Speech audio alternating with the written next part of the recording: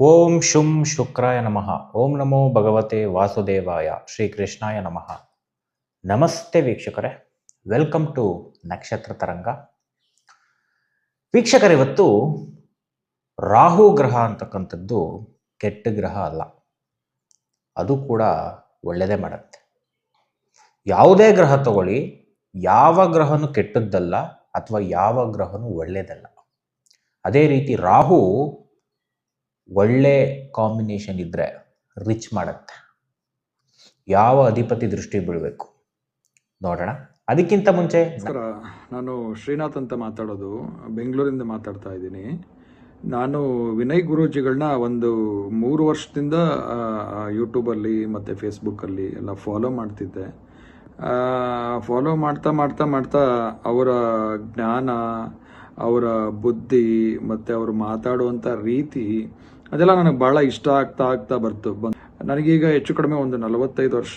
ಈ 45 ವರ್ಷದಲ್ಲೂ ನಾನು ಬಹಳಷ್ಟು ಗುರೂಜಿಗಳನ್ನಾಗಿರ್ಬೋದು, ಒಬ್ಬ ಸ್ವಾಮಿಗಳನ್ನಾಗಿರ್ಬೋದು, ಇಲ್ಲ ಇನ್ನೊಬ್ಬರು ಯಾರೋ ಆಗಿರ್ಬೋದು, ನಾನು ಬಹಳಷ್ಟು ಜನ ನೋಡಿದ್ದೀನಿ ನನ್ನ ಲೈಫಲ್ಲಿ. ಈ ಥರ ನನ್ನ ಒಂದು ಇಂಪ್ರೆಸ್ ಮಾಡಿದಂಥ ವ್ಯಕ್ತಿ, ಒಂದು ಗುರು ಇನ್ಯಾರು ನನಗೆ ಸಿಗಲಿಲ್ಲ ಜೀವನದಲ್ಲಿ. ಅವರ ನಡ್ಕೊಳ್ಳುವಂಥ ರೀತಿ ಆಗಿರ್ಬೋದು, ಅವರ ನಯ ವಿನಯತೆ ಆಗಿರ್ಬೋದು, ಅವರ ಮಾತಾಗಿರ್ಬೋದು, ನನಗೆ ಭಾಳ ಇಷ್ಟ ಆಯಿತು. ಮೊನ್ನೆ ಕ್ಲಾಸ್ ಅಟೆಂಡ್ ಮಾಡಿದೆ, ನಕ್ಷತ್ರ ತರಂಗ ಅಂತೇಳಿ ನಮ್ಮ ಗುರುಗಳು ಹೊಸ ಕ್ಲಾಸ್ನ, ಆಸ್ಟ್ರಾಲಜಿ ಕ್ಲಾಸ್ನ ಶುರು ಮಾಡಿದ್ರು. ಅದನ್ನು ನಾನು ಅಟೆಂಡ್ ಮಾಡಿದ ಮೇಲೆ ನಾನು ಏನೋ ಫಸ್ಟ್ ಅಟೆಂಡ್ ಮಾಡೋದಕ್ಕೆ ಮುಂಚೆ ಏನೋ ಹೆಂಗೋ ನಾರ್ಮಲ್ ಆಗಿರುತ್ತೇನೋ ಅಂತ ಅಂದ್ಕೊಂಡೆ. ಬಟ್ ಭಾಳ ಭಾಳ ಭಾಳ ಭಾಳ ಚೆನ್ನಾಗಿತ್ತು. ಅವರು ಹೇಳ್ಕೊಡುವಂಥ ರೀತಿ, ಅವರು ಅರ್ಥ ಮಾಡಿಸುವಂಥ ರೀತಿ ಭಾಳ ಇಷ್ಟ ಆಯಿತು ನನಗೆ. ಸಿಂಪಲ್ ಆಗಿ ಇದ್ರದ್ದೇ ರಾಜಕ್ಕಾಗಿ ನಮಗೆ ಅರ್ಥ ಮಾಡಿಸ್ತಾರೆ. ಬಹಳ ನನಗೆ ಅವರು ತಿಳಿಸ್ಕೊಟ್ಟಂತ ಈ ಆಸ್ಟ್ರಾಲಜಿ ನಮ್ಗೆ ಬಹಳ ಉಪಯೋಗ ಆಗಿದೆ ನಮಗೆ. ಅದಕ್ಕೆ ದಯವಿಟ್ಟು ಎಲ್ರೂ ನಮ್ಮ ವಿನಯ್ ಗುರುಜಿಗಳ ಹತ್ರ ಆಸ್ಟ್ರಾಲಜಿ, ನಕ್ಷತ್ರ ತರಂಗ ಆಸ್ಟ್ರಾಲಜಿಗೆ ಜಾಯಿನ್ ಆಗಿ, ನಿಮಗೆ ಜಾಯಿನ್ ಆದ್ಮೇಲೆ ಗೊತ್ತಾಗುತ್ತೆ ಅವ್ರು ಎಂಥ ವ್ಯಕ್ತಿತ್ವ ಅವ್ರದ್ದೆಂಥ ಟೀಚಿಂಗ್ ನಾಲೆಡ್ಜ್ ಇದೆ, ಅವರಿಗೆ ಎಂಥ ಜ್ಞಾನವಂತ ಅನ್ನೋದು. ಆಮೇಲೆ ನಮ್ಮ ಗುರುಜಿಗಳು ಎಂಥ ಜ್ಞಾನವಂತರು ಅಂತಂದ್ರೆ, ಆ ಒಂದು ಎಕ್ಸಾಂಪಲ್ ಏನು ಗೊತ್ತಾ, ನಕ್ಷತ್ರ ತರಂಗ ಬುಕ್ ಬರೆದಿದ್ದಾರೆ. ಆ ಬುಕ್ನ ಓದಿ ಒಂದ್ಸರಿ, ಅವರ ಜ್ಞಾನಕ್ಕೆ ನಂದೊಂದು ಸಲ್ಯೂಟು. ಅಷ್ಟು ಜ್ಞಾನವಂತರು, ಆ ಜ್ಞಾನದಿಂದ ಆ ಬುಕ್ನ ಬರೆದಿದ್ದಾರೆ. ಆ ಬುಕ್ನ ಒಂದ್ಸರಿ ಓದಿ ನೋಡ್ಬಿಟ್ರೆ ಸಾಕು, ನಮ್ಮ ಜೀವನ ಏನು, ನಮ್ಮ ಜಾತಕ ಏನು ಅಂತ ನೀಟಾಗಿ ಅರ್ಥ ಆಗುತ್ತೆ. ನಾನೆಲ್ಲರಲ್ಲೂ ವಿನಂತಿ ಮಾಡೋದೇನಂತಂದ್ರೆ, ದಯವಿಟ್ಟು ಆ ಕ್ಲಾಸ್ಗೆ ಅಟೆಂಡ್ ಮಾಡಿ ನಿಮ್ಮ ಜೀವನನ, ನಿಮ್ಮ ಒಂದು ಇದನ್ನ ತಿಳಿದುಕೊಳ್ಳಿ. ಎಲ್ಲರೂ ತಿಳ್ಕೊಂಡು ಯಾರ್ಯಾರ ಹತ್ರ ಹೋಗಿ ಮೋಸ ಹೋಗ್ಬೇಡಿ. ಇವರಂತ ವಿನಯ್ ಗುರುಜಿ ಅಂತವರು ವ್ಯಕ್ತಿ ಬೇಕು, ನಮಗೆ ಎಲ್ರಿಗೂ ಬೇಕು. ಅವರು ಫಸ್ಟ್ ನೀವು ಅಟೆಂಡ್ ಮಾಡಿ, ಅವ್ರನ್ನ ಒಂದ್ಸರಿ ಕನ್ಸಲ್ಟ್ ಮಾಡಿ, ಅವ್ರು ಹೆಂಗೆ ಏನು ಅವ್ರ ವ್ಯಕ್ತಿತ್ವ ಎಂಥದ್ದು ಅಂತ ನಿಮಗೆ ಅರ್ಥ ಆಗುತ್ತೆ. ಕಡೆಯಿಂದ ಒಂದು ನಮಸ್ತೆ ತಿಳಿಸ್ತಾ ಇದ್ದೀನಿ. ನಮ್ಮ ನಕ್ಷತ್ರ ತರಂಗದ ಆನ್ಲೈನ್ ಕ್ಲಾಸ್ 15 ದಿವಸದ ಒಂದು ಅಸ್ಟ್ರಾಲಜಿ ಕ್ಲಾಸು ಮಾರ್ನಿಂಗ್ ಬ್ಯಾಚ್ ಮಾಡ್ತಾ ಇದ್ದೀವಿ. ಬೆಳಗ್ಗೆ 11ರಿಂದ 12 1 ಗಂಟೆಗಳ ಕಾಲ ಝೂಮ್ ಮೂಲಕ ನೀವು ಮನೆಯಲ್ಲೇ ಕೂತ್ಕೊಂಡು ಕುಟುಂಬ ಸಮೇತ ಜ್ಯೋತಿಷ್ಯವನ್ನು ಕಲಿಬಹುದು. ಬರೀ 7,200 ರೂಪಾಯಿ. ನಮ್ಮ ಫೀಸ್ 11,300. ಈ ಬ್ಯಾಚಿಗೆ ಆಫರ್ ಇದು. ನೆಕ್ಸ್ಟ್ ಬ್ಯಾಚ್ಗೆ ರೈಸ್ ಆಗುತ್ತೆ.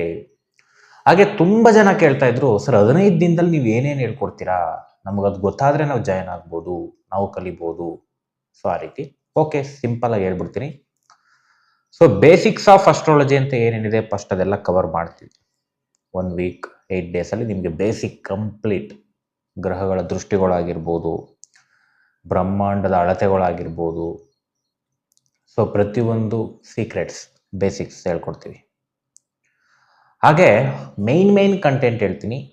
ಮುಖ್ಯವಾಗಿ ಜಾತಕ ಬರೆಯೋದು ಫಸ್ಟ್ ಮಾಡಿಸ್ತೀವಿ ನಿಮ್ಮ ಕೈಲೇ. ಪಕ್ಕದಲ್ಲೊಂದು ಚಾರ್ಟ್ ರನ್ ಆಗ್ತಾಯಿದೆ ನೋಡಿ, ನಮ್ಮ ಸ್ಟೂಡೆಂಟ್ಸ್ ಬರೆದಿರೋದೆ, ಬೇರೆಯವರೆಲ್ಲ. ಈ ಥರ ಪ್ರಿಂಟೌಟ್ ಕೊಡ್ತೀವಿ, ನೀವು ಬರಿಬೋದು ಈ ಥರ ಜಾತಕ. ನಿಮ್ಮ ಗ್ರಹ ಯಾವ್ಯಾವ ರಾಶಿನಲ್ಲಿ ಕೂತ್ಕೊಂಡ್ರೆ ನಿಮ್ಮ ವ್ಯಕ್ತಿತ್ವಗಳೇನು, ಅದು ವೀಕ್ನೆಸ್ಸು ಸ್ಟ್ರೆಂತ್ ಹೇಳುತ್ತೆ. ನನಗೆ ಸೂರ್ಯ ಯಾವುದು ಕರ್ಕಾಟಕ ರಾಶಿನಲ್ಲಿದೆ, ಸಿಂಹ ರಾಶಿನಲ್ಲಿದೆ, ಕುಂಭ ರಾಶಿನಲ್ಲಿದೆ, ಈ ರೀತಿ 9 ಗ್ರಹಗಳು ಕೂಡ ಯಾವುದೋ ಒಂದು ರಾಶಿನಲ್ಲಿ ಕೂತಿರುತ್ತೆ, ಏನು ಫಲ.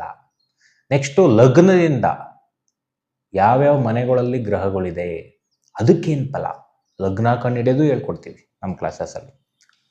ಬೇಸಿಕ್ ಆ್ಯಪ್ ಕೂಡ ಕೊಡ್ತೀವಿ, ಈ ಥರ ಪ್ರಿಂಟೌಟು ಕೊಡ್ತೀವಿ ಫಸ್ಟು. ಹಾಗೆ ಅಧಿಪತಿಗಳು 1ರಿಂದ 12 ಮನೆಗಳು ಅಧಿಪತಿಗಳು ಅಂತ ಇದೆ. ಸೊ ಇದು ನಿಮ್ಮ ಜೀವನವನ್ನು ಡಿಸೈಡ್ ಮಾಡುತ್ತೆ, ಫಲಗಳನ್ನ ಕೊಡ್ತಕ್ಕಂಥದ್ದು. ನನಗೆ ಲೈಫಲ್ಲಿ ಏನೇನು ಸಿಗ್ಬೋದು ಓವರಾಲ್ ಫಸ್ಟು ಒಂದು ಪಿಕ್ಚರ್ ಟ್ರೇಲರ್ ಕೊಡುತ್ತೆ, ಅದನ್ನು ಹೇಳ್ಕೊಡ್ತೀವಿ. ಈ 3 ಸೇರಿಸಿ ಫಸ್ಟು ಒಂದು ಜಾತಕ ಬರೀತೀರ, ನಿಮ್ಮನ್ನು ನೀವು ಡೀಪಾಗಿ ನೋಡಿಕೊಂಡು ಲೈಫಲ್ಲಿ ನಂಗೆ ಏನೇನು ಸಿಗ್ಬೋದು ಅಂತ ನೋಡ್ಕೊಳ್ಳಿಕ್ಕೆ. ಹಾಗೆ 1ರಿಂದ 12 ಭಾವಗಳ ಮನೆಗಳನ್ನ ಡಿಗ್ರಿ ವೈಸು ಕಂಪ್ಲೀಟಾಗಿ ಎಕ್ಸ್ಪ್ಲೈನ್ ಮಾಡ್ತೀವಿ. 1ನೇ ಮನೆ ಅಂದರೆ ಯಾವುದಕ್ಕೆ ಒಳ್ಳೆಯದು ಕೆಟ್ಟದ್ದು, 2ನೇ ಮನೆ ಅಂದರೆ ಯಾವುದಕ್ಕೆ ಒಳ್ಳೆಯದು ಕೆಟ್ಟದ್ದು, ಈ ರೀತಿ 12 ಮನೆಗಳ ಸಾರಾಂಶ. ಹಾಗೆ ಒಂದು ಗ್ರಹ ನಿಮ್ಗೆ ಯಾವುದೋ 11ನೇ ಮನೆ ಕೂತ್ಕೊಂಡ್ಬಿಟ್ಟಿರುತ್ತೆ, ಅದು ಡಿಗ್ರಿ ವೈಸ್ 10ಕ್ಕೆ ಯಾಕೆ ಹೋಯ್ತು, ಆ ಡಿಗ್ರಿ ವೈಸ್ ಕಂಡುಹಿಡಿತಕ್ಕಂಥ ಒಂದು ಶಾಸ್ತ್ರವನ್ನು ಹೇಳ್ಕೊಡ್ತೀವಿ. ಮತ್ತು ಸಬ್ಲಾಡ್ ಅಂತ ಬರುತ್ತೆ ಜ್ಯೋತಿಷ್ಯದಲ್ಲಿ, ಆ ಸಬ್ಲಾಡ್ ಹೆಂಗೆ ಬಂತು ಅದನ್ನು ಹೇಳ್ಕೊಡ್ತೀವಿ. ಹಾಗೆ education, job, married, property, travel, litigation ಪ್ರತಿಯೊಂದು ಹೇಳ್ಕೊಡ್ತೀವಿ. ನೋಡಿ, ಈ ಥರ ಒಂದು ಕಲರ್ ಪ್ರಿಂಟ್ಔಟು ಇನ್ನೊಂದು ಪಕ್ಕದಲ್ಲಿ ರನ್ ಆಗ್ತದೆ ನೋಡಿ, ಒಂಥರ ಆ್ಯಪ್ ಸಿಸ್ಟಮ್ ಥರ ಮಾಡಿದ್ದೀವಿ.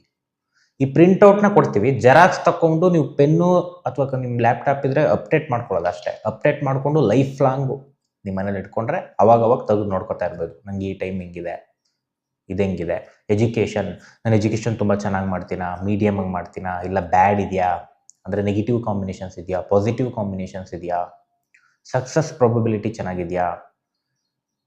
ಸೊ ಹಾಗೆ ನಾವು ಪರಿಹಾರ ಏನು ಮಾಡ್ಕೋಬೇಕು, ಅಕಸ್ಮಾತ್ ವೀಕ್ ಇತ್ತು, ಪರಿಹಾರ ಕರ್ಮಕ್ಕೆ ತಕ್ಕಂತೆ, ಅದರಿಂದನೇ ಅಲ್ಲ ಕರ್ಮಕ್ಕೆ ತಕ್ಕಂತೆ ಯಾವ ಮಂತ್ರಗಳು ಹೇಳಬೇಕು, ಯಾವ ತಂತ್ರ ಮಾಡ್ಕೋಬೇಕು. ಹಾಗೆ ಜಾಬ್, ಜೀವನದಲ್ಲಿ ಒಳ್ಳೆ ಗ್ರೋತ್ ಇದೆಯಾ, ನನಗೆ ಒಳ್ಳೆ ದುಡ್ಡು ಮಾಡ್ತೀನಾ, ಒಳ್ಳೆ ಬಿಸ್ನೆಸ್ ಮಾಡ್ತೀನಾ, ಇಲ್ಲ ನನ್ನ ಜಾಬ್ ಮೀಡಿಯಮ್ಗೆ ಒಂದು ಮಾಡರೇಟ್ ಲೆವೆಲ್ ಇರುತ್ತಾ, ಇಲ್ಲ ತುಂಬ ದುರ್ಬಲವಾಗಿರುತ್ತಾ, ತುಂಬ ಲಾಜಿಕಾಗಿ ತಿಳ್ಕೊಬೋದು. ಪ್ಲಸ್ ನಾನು ಯಾವ ರುದ್ರಾಕ್ಷಿ ಹಾಕೊಂಡ್ರೆ ನಾನು ಇಂಪ್ರೂವ್ಮೆಂಟ್ ಆಗ್ತೀನಿ, ಯಾವ ಜಮ್ ಸ್ಟೋನ್ ಹಾಕೊಂಡ್ರೆ ಇಂಪ್ರೂವ್ಮೆಂಟ್ ಆಗ್ತೀನಿ, ಯಾವ ಗ್ರಹ ಕೆಟ್ಟಿದೆ ನನಗೆ ದಾನ ಮಾಡಬೇಕು, ಸೊ ಯಾವ ರೀತಿ ಮಂತ್ರಗಳನ್ನ ಹೇಳ್ಕೋಬೇಕು, ಯಾವ ರೀತಿ ತಂತ್ರಗಳನ್ನ ಮಾಡ್ಕೋಬೇಕು ಜಾಬ್ಗೆ, ಪ್ರತಿಯೊಂದು ಡೀಟೇಲ್ಸ್ ಬುಕ್ಕಲ್ಲಿದೆ. ಹಾಗೆ ಮ್ಯಾರೇಜ್, ನನ್ನ ಮ್ಯಾರೇಜ್ ಜೀವನ ಹೆಂಗಿರುತ್ತೆ, ಎಕ್ಸಲೆಂಟ್ ಆಗಿದೆಯಾ, ಮಾಡರೇಟ್ ಆಗಿದೆಯಾ, ವೀಕ್ ಆಗಿದೆಯಾ, ಪ್ರತಿಯೊಂದು ಹೇಳುತ್ತೆ. ವೀಕ್ ಆಗಿದ್ರೆ ಹೆಂಗಿರಬೇಕು ಪ್ಲ್ಯಾನ್, ಯಾವ್ಯಾವ ಮನೆಗಳಲ್ಲಿ ಗ್ರಹಗಳು ಕೂತ್ಕೊಂಡ್ರೆ ನಿಮ್ಮ ಮ್ಯಾರಿಡ್ ಲೈಫ್ ಹೆಂಗಿರುತ್ತೆ ಅಂತ ಹೇಳ್ಕೊಡ್ತೀವಿ. ಯಾವ ರೀತಿ ರುದ್ರಾಕ್ಷಿ ಹಾಕೋಬೇಕು ಇಂಪ್ರೂವ್ಮೆಂಟ್ಗೆ, ಯಾವ ಮಂತ್ರ ದಾನ ಹಾಗೆ ಪರಿಹಾರಗಳನ್ನ ಮಾಡ್ಕೋಬೇಕು ಕರ್ಮಕ್ಕೆ ತಕ್ಕಂತೆ. ಪರಿಹಾರ ಹೆಂಗೆ ವರ್ಕ್ ಆಗುತ್ತೆ ಅಂದರೆ ನಿಮ್ಮ ಜಾತಕ ಹೇಳುತ್ತೆ ಮಾಡ್ಕೋಬೇಕೋ ಬೇಡ ಅಂತ. ಯಾವ ರೀತಿ ದಶಾ ಸಿಸ್ಟಮ್ ನೋಡೋದು, ಭುಕ್ತಿ ಸಿಸ್ಟಮ್ ನೋಡೋದು, ಆಸ್ತಿ, ಜೀವನದಲ್ಲಿ ಒಳ್ಳೆ ಆಸ್ತಿ ತಗೋತೀನಾ, ಇಲ್ಲ ಆಸ್ತಿ ಮಾರಾಟ ಯೋಗ ಚೆನ್ನಾಗಿದೆಯಾ ಅಥವಾ ವರ್ಸ್ಟಾಗಿದೆಯಾ, ಪ್ರತಿಯೊಂದು. ವ್ಯಾಜ್ಯ, ಜೀವನ ಪೂರ್ತಿ ನಾನು ಗೆಲ್ತಾ ಇರ್ತೀನಾ, ಟ್ರಾವೆಲ್ಲು, ತುಂಬ ಟ್ರಿಪ್ಗಳನ್ನ ಮಾಡ್ತೀನಾ, ಇಲ್ಲ ಮನೇಲೇ ಇರ್ತೀನಾ. ಸೊ ಇನ್ನು ಕಸ್ಪಲ್ ಅಂತ ಹೇಳ್ಕೊಡ್ತೀವಿ, ಕಸ್ಪಲ್ ಇಂಟರ್ಲಿಂಕ್ಸು, ಜೀವನದಲ್ಲಿ ನನಗೆ ಕನ್ಫರ್ಮಾಗಿ ಏನು ಸಿಗುತ್ತೆ, ಒಳ್ಳೆ ಪ್ರಾಪರ್ಟಿ ಸಿಗುತ್ತಾ, ಮದುವೆ ಜೀವನ ಚೆನ್ನಾಗಿರುತ್ತಾ. ಸೊ ಕಸ್ಪಲ್ ಒಂದು ಸೀಕ್ರೆಟ್ ಹೇಳ್ಕೊಟ್ಟು ನಿಮಗೆ ಕಂಪ್ಲೀಟ್ ದಶಾಭುಕ್ತಿನ ಸೀಕ್ರೆಟ್ನ ಹೇಳ್ಕೊಡ್ತೀವಿ. ಆಮೇಲೆ ಭಾವತ್ ಭಾವಂ, ನಮ್ಮ ಸಮಾಜ ನಮ್ಮನ್ನು ಯಾವ ರೀತಿ ನೋಡುತ್ತೆ, ಕೆಟ್ಟ ದೃಷ್ಟಿನಲ್ಲಿ ನೋಡುತ್ತಾ, ಒಳ್ಳೆ ದೃಷ್ಟಿನಲ್ಲಿ ನೋಡುತ್ತಾ, ನೋಡಿದ್ರು ಯಾವ ರೀತಿ ನೋಡ್ತಾರೆ, ಒಳ್ಳೆ ದೃಷ್ಟಿ ಯಾವುದು, ಕೆಟ್ಟ ದೃಷ್ಟಿ ಯಾವುದು, ಏನಂತ ಜನರ ಮನಸ್ಸಲ್ಲಿ ನಿಮ್ಮ ಬಗ್ಗೆ ಭಾವನೆಗಳಿರುತ್ತೆ ಹೇಳ್ಕೊಡ್ತೀವಿ. ಇಷ್ಟು ಕಂಟೆಂಟ್ಸು ಕೊಟ್ಟಿರ್ತೀವಿ. ಹಾಗೆ ಇನ್ನೂ ಸಾಕಷ್ಟು ಕಂಟೆಂಟ್ಸ್ ಇದೆ, ಎಲ್ಲನೂ ಇಲ್ಲಿ ಸಮಯದ ಅಭಾವದಿಂದ ಹೇಳೋಕ್ಕಾಗಲ್ಲ. ಸೊ 15 ದಿನದಲ್ಲಿ ತುಂಬ ಈಸಿಯಾಗಿ ಕಲಿಬೋದು, ಯಾಕೆಂದರೆ 2 ಬ್ಯಾಚ್ ಅವ್ರು ಕಲ್ತಿದ್ದಾರೆ. 2ನೇ ಬ್ಯಾಚ್ ನಡೀತಾ ಇದೆ, ನಾನು 3-4 ದಿನ ಇದೆ, ಮುಗಿದೋಗ್ಬಿಡುತ್ತೆ. ಫಸ್ಟ್ ಬ್ಯಾಚ್ ಅವರಂತೂ ತುಂಬ ಚೆನ್ನಾಗಿ ಕಲ್ತಿದ್ದಾರೆ. ಇದು 3rd ಬ್ಯಾಚ್. 3ನೇ ಬ್ಯಾಚು ಮೇ 18ಕ್ಕೆ ಸ್ಟಾರ್ಟ್ ಮಾಡ್ತಾ ಇದ್ದೀವಿ. ಮಾರ್ನಿಂಗ್ ಬ್ಯಾಚ್ ಮಾತ್ರ, ಈವ್ನಿಂಗ್ ಮಾಡ್ತಾ ಇಲ್ಲ. ಮಾರ್ನಿಂಗ್ ಬ್ಯಾಚ್ ಯಾರ್ಯಾರು ಫ್ರೀ ಆಗಿದ್ದೀರಾ ಅವ್ರಿಗೆ ಒಂದು ಅವಕಾಶ ಕೊಡ್ತಾ ಇದ್ದೀವಿ, ಆಫರ್ ಕೊಟ್ಟು 15 ದಿವಸದಲ್ಲಿ ಆರಾಮಾಗಿ ಕಲ್ತ್ಕೋಬೋದು. ನಿಮ್ಮ ಜಾತಕನ ನೀವೇ ನೋಡ್ಕೋಬೋದು, ಇನ್ನೊಬ್ರಿಗೂ ಹೇಳ್ಬೋದು, ಪ್ರೊಡಕ್ಷನ್ ಲೆವೆಲಿಗೆ ತೊಗೊಂಡೋಗ್ತೀವಿ 15 ದಿನದಲ್ಲಿ. ಪ್ರಾಕ್ಟೀಸ್ ಮಾಡೋದು ಇಂಪಾರ್ಟೆಂಟ್, ಪಾಠ ಕೇಳೋದು important. 1 hour time, daily time ಕೊಟ್ಟರೆ ಮುಗಿದಾಯ್ತು. ನಿಮ್ಮ ಹಣೆ ಬರ ನೀವು ನೋಡ್ಕೋಬೋದು, ಜೀವನನ ಬದಲಾಯಿಸ್ಕೋಬೋದು. ಡಿಸಿಷನ್ಸ್ ತೊಗೊಳಕ್ಕೆ ಜ್ಯೋತಿಷ್ಯ ಹೆಲ್ಪ್ ಮಾಡುತ್ತೆ. ಹಾಗೆ ಹಣೆ ಬರನ ಇನ್ನೂ ಎಷ್ಟು ಚೆನ್ನಾಗಿ ಮಡಿಕೋಬೋದು ನಾವು ನಮ್ಮ ಜೀವನನ ಹಣೆ ಬರದ ಪ್ರಕಾರ ನೋಡಿಕೊಂಡು ಪ್ಲ್ಯಾನಿಂಗ್ ಮಾಡ್ತಕ್ಕಂಥ ಶಾಸ್ತ್ರ. ಜ್ಯೋತಿಷ್ಯನ ನೋಡಿಕೊಂಡು ಪ್ಲ್ಯಾನಿಂಗ್ ಮಾಡ್ಕೋಬೋದು ನಮ್ಮ ಲೈಫ್ನ, ಒಳ್ಳೊಳ್ಳೆ ನಿರ್ಧಾರ ಮಾಡಿ ಜೀವನನ ಅತ್ಯುನ್ನತ ಮಟ್ಟಕ್ಕೆ ತೊಗೊಂಡು ಹೋಗ್ಬೋದು. ಅದಕ್ಕೆ ಜ್ಯೋತಿಷ್ಯ ಹೆಲ್ಪ್ ಮಾಡುತ್ತೆ. ಓಕೆ, ಇಷ್ಟು ಕಂಟೆಂಟ್ಸ್ನ ನಾವು ಕೊಡ್ತೀವಿ. 15 ದಿವಸದಲ್ಲಿ ಈಸಿಯಾಗಿ ಕಲ್ತ್ಕೊಳ್ಳಿ. ಓಕೆ, ಇವಾಗ ರಾಹು ಗ್ರಹ ಬರೋಣ. ಹಾಗೆ ಇನ್ನೊಂದು ಕೇತು ಗ್ರಹ. ಇವೆರಡು ಗ್ರಹ ತುಂಬ ಡಿಫ್ರೆಂಟ್, ತುಂಬಾ ಡಿಫ್ರೆಂಟ್. ಈ ಎರಡೂ ಗ್ರಹಕ್ಕೆ ನಾವು ನಿಮಗೆ 11ನೇ ಅಧಿಪತಿ ದೃಷ್ಟಿ ಬೀಳಬೇಕು. ನಿಮ್ಮ ಲಗ್ನದಿಂದ 11ನೇ ಅಧಿಪತಿ ಯಾರು ಅಂತ ಗೊತ್ತಿರಬೇಕು.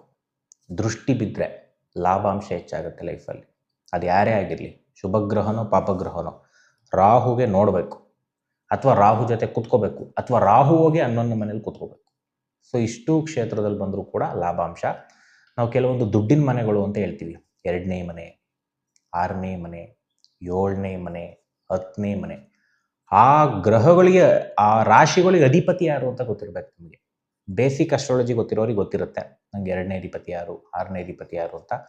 ಸೊ ರಾಹುಗೆ ಕೇತುಗೆ ಕನೆಕ್ಷನ್ ಇದ್ದರೆ ಪಕ್ಕಾ ರಿಚ್ಚು, ಡೌಟೇ ಇಟ್ಕೋಬೇಡಿ. ಬಟ್ ಯಾವಾಗ ರಿಚ್ ಆಗ್ತೀರಾ? ದಶಾಭುಕ್ತಿನಲ್ಲಿ ರಾಹು ಬಂದಾಗ ಮಾತ್ರ, ಕೇತು ದಶಾಭುಕ್ತಿ ಬಂದಾಗ ಮಾತ್ರ. ಅದು ಡಿಗ್ರಿ ವೈಸ್ ಹೆಂಗೆ ತೊಗೊಂಡಿದೆ ಅದೆಲ್ಲವೂ ಮ್ಯಾಟ್ರ್ ಆಗುತ್ತೆ. ಡಿಗ್ರಿ ವೈಸ್ ಬ್ಯಾಡ್ ಮನೆ ತೊಗೊಂಡ್ರೆ ಕಷ್ಟ, ಗುಡ್ ಮನೆನೇ ತೊಗೋಬೇಕು, ದುಡ್ಡಿನ ಮನೆನೇ ತೊಗೋಬೇಕು. ಸೊ ಅದು ಡಿಗ್ರಿ ವೈಸ್ ಯಾವ ಮನೆ ತೊಗೊಂಡಿದೆ ನಾವೆಲ್ಲ ಡೀಪಾಗಿ ತಿಳ್ಕೊಬೇಕು. ನಕ್ಷತ್ರ ಅಂತ ಬರುತ್ತೆ, ಸಬ್ಲಾಡ್ ಅಂತ ಬರುತ್ತೆ, ಅದು ಕೂಡ ಪ್ಯೂರಾಗಿ ದುಡ್ಡಿನ ಕಾಂಬಿನೇಷನ್ಸ್ ಇರಬೇಕು. ಅಲ್ಲಿ 5ನೇ ಮನೆನೋ, 8ನೇ ಮನೆನೋ, 12ನೇ ಮನೆನೋ ಬಂದರೆ ನಿಮಗೆ ಲಾಸ್ ಮಾಡುತ್ತೆ, ಜೀವನನ ಏಳಿಗೆ ಕೊಡಲ್ಲ. ಎಷ್ಟು ಪ್ಯೂರಾಗಿರುತ್ತೆ ರಾಹು ಅಥವಾ ಕೇತು ದಶ, ಅಷ್ಟು ಪ್ಯೂರಾಗಿ ಬೆಳಿತೀರಾ, ಒಳ್ಳೆ ದುಡ್ಡು ಮಾಡ್ತೀರಾ, ಒಳ್ಳೆ ಗ್ರೋತು. ಮಿಕ್ಸ್ ಇದ್ರೆ 50-50 ಬಂದಿದ್ದು ಹಂಗೆ ಹೊಂಟೋಗುತ್ತೆ. ಬರೀ ನೆಗೆಟಿವೇ ಇದ್ದರೆ ನಿಮ್ಮ ದಶಾಭುಕ್ತಿಗಳು ಏಳಿಗೆ ಆಗೋದೇ ಇಲ್ಲ, ಜೀವನಕ್ಕೆ ಮುಂದಕ್ಕೆ ಹೋಗೋದೇ ಇಲ್ಲ. ಆದರೆ ಜೀವನಕ್ಕೊಂದು ಕೆಲಸ ಅಂತ ದೇವ್ರು ಕೊಡ್ತಾನೆ. ಸೊ ಅದನ್ನು ನೀವು ಮಾಡ್ಕೋಬೋದು. ಸೊ ಪ್ರತಿಯೊಂದನ್ನು ಕೂಡ 15 ದಿವಸದಲ್ಲಿ ಹೇಳ್ಕೊಡ್ತೀವಿ. ಯಾವ ಜಾಬ್ ಮಾಡಬೇಕು ಲಾಜಿಕಾಗಿ ಹೇಳ್ಕೊಡ್ತೀವಿ. ಯಾವ್ಯಾವ ಮನೆಯಲ್ಲಿ ಗ್ರಹ ಕೂತ್ಕೊಂಡ್ರೆ ನೀವು ಯಾವ ಜಾಬ್ ಆರಿಸ್ಕೋಬೇಕು. ಸೊ ಅದೆಲ್ಲ ಲಾಜಿಕಾಗಿರುತ್ತೆ. ಪ್ರತಿಯೊಂದು ಕೂಡ ನಿಮಗೆ ಹೇಳ್ಕೊಡ್ತಕ್ಕಂಥದ್ದು. ಈ ಲಾಜಿಕ್ ಸೀಕ್ರೆಟು ಕೂಡ ನಾವು ಕ್ಲಾಸಸ್ಸಲ್ಲಿ ಹೇಳ್ಕೊಡ್ತೀವಿ. ರಾಹು ಕೇತುದೇ ತುಂಬ ಡಿಫ್ರೆಂಟ್ ಆಗಿದೆ. ಬಟ್ ನಿಮಗೆ ಯಾವ ದಶಾಭುಕ್ತಿ ನಡೀತಾ ಇದೆ ಅಲ್ಲೆಲ್ಲಾರು ಒಂದು ಕಡೆ ರಾಹು ಅಥವಾ ಕೇತು ಬಂದರೆ ಮೂವಾಯ್ತು ಲಕ್. ರಾಹು ದಶನೇ ಬರಬೇಕು ಅಂತ ಇಲ್ಲ, ಭುಕ್ತಿನೇ ಬರಬೇಕು ಅಂತ ಇಲ್ಲ, ಅಥವಾ ಕೇತು ದಶ ಕೇತು ಭುಕ್ತಿ ಬರಬೇಕು ಅಂತ ಇಲ್ಲ. ಯಾವುದೋ ಗುರುದಶ ನಡೀತಾ ಇದೆ, ನಕ್ಷತ್ರ ಸಬ್ಲಾಡಲ್ಲಿ 2 ಗ್ರಹ ಯಾವ್ದು ಬಂದರೂ ಲಕ್. ಯಾವುದೋ ಚಂದ್ರದಶ ನಡೀತಾ ಇದೆ, ರಾಹು ಕೇತು ಬಂದರೆ ಲಕ್. ಬುಧ ದಶ ನಡೀತಾ ಇದೆ, ರಾಹು ಕೇತು ಬಂದರೆ ಲಕ್. ಸೊ ಹೆಂಗೆ ಲಕ್ ತಿರ್ಕೊಳ್ಳುತ್ತೆ ಹೇಳಲಿಕ್ಕೆ ಆಗಲ್ಲ. ಇದನ್ನ ತಿಳ್ಕೊಬೇಕು ಅಂದರೆ ನಿಮ್ಮ ಜಾತಕ ನೀವೇ ನೋಡ್ಕೋಬೇಕು, ಅವಾಗ ಸಾಧ್ಯತೆ ಇದೆ. ಜ್ಯೋತಿಷ ತುಂಬ ಈಸಿಯಾಗಿರ್ತಕ್ಕಂಥ ಸಬ್ಜೆಕ್ಟು, ತುಂಬ ಈಸಿಯಾಗಿ ಕೂಡ ಹೇಳ್ಕೊಡ್ತಾ ಇದ್ದೀವಿ.